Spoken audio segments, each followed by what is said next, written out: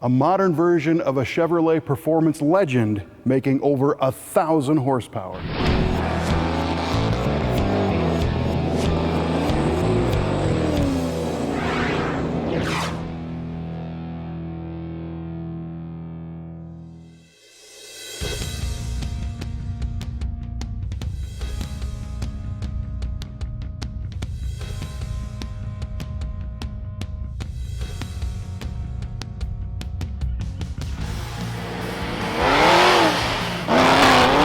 While we normally show significant cars from the 1960s and 1970s on Muscle Car of the Week, there are some outstanding examples of late model performance machines in the Brothers collection as well.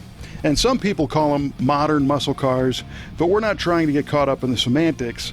We're just here to share some awesome high performance machines.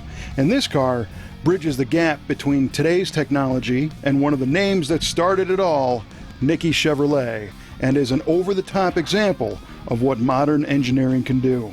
This one makes 4-digit power, but doesn't require a racetrack to use it. Sure, it was possible to make 1,000 horsepower back in the 60s, but that's not power that you could have driven on the street. This car's been to nearly 190 miles an hour, and it still has daily driver street manners.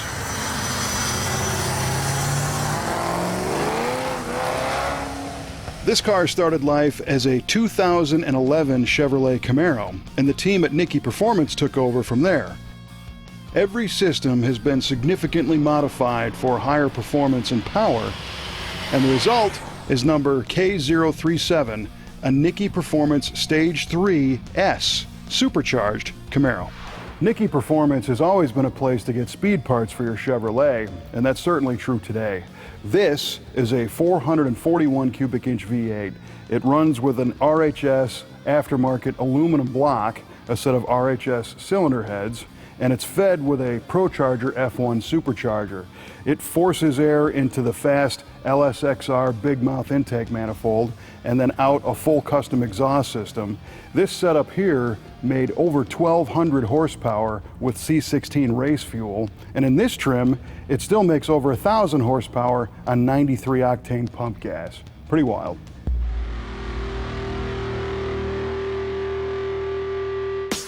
The beast is fed with a Squash Performance high-flow dual-pump fuel system, and exhaust thunders through Nicky headers and 3-inch MagnaFlow stainless cans and tubes. It gets louder when the exhaust diverters are open. You can't make boatloads of power and expect to be able to use it without beefing up the rest of the works, and the Nicky team went to town on this one. The RPM Transmission's built 6-speed manual gearbox hangs on with a dual-disc clutch and stays together with the help of cryogenically treated input shafts, output shafts, and gears.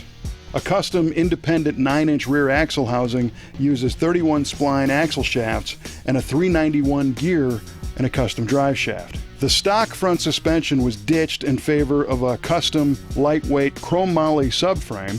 2-inch lowered BMR suspension parts were installed for strength and stability, and Petter's supercar shocks keep all the motion in control. Upgraded brakes bring it all to a halt. A 200-mile-per-hour spec roll cage stiffens the chassis, and the car rolls on precision 10 and 11 by 20-inch Forgeline GZ3 wheels wrapped in Nitto NT05 ultra-high performance tires. Track-ready stuff that can still take a spin on the street.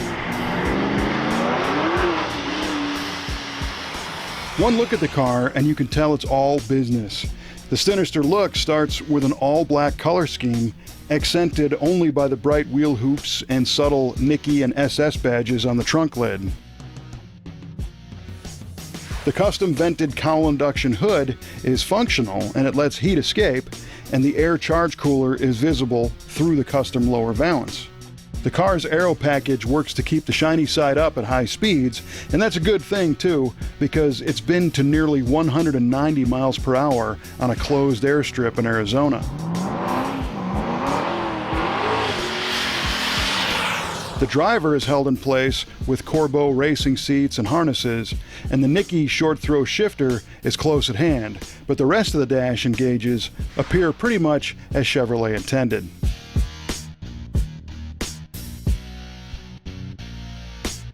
Nicky Chevrolet was one of the very first Chevy dealers that modified and sold the kind of performance cars enthusiasts wanted, but Chevrolet was afraid to build themselves.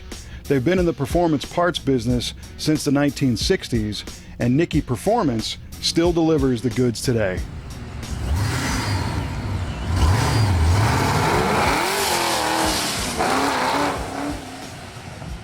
Just when you thought all the cars in the Brothers collection were stock, restored, first-generation muscle cars, we go ahead and whip this thing out.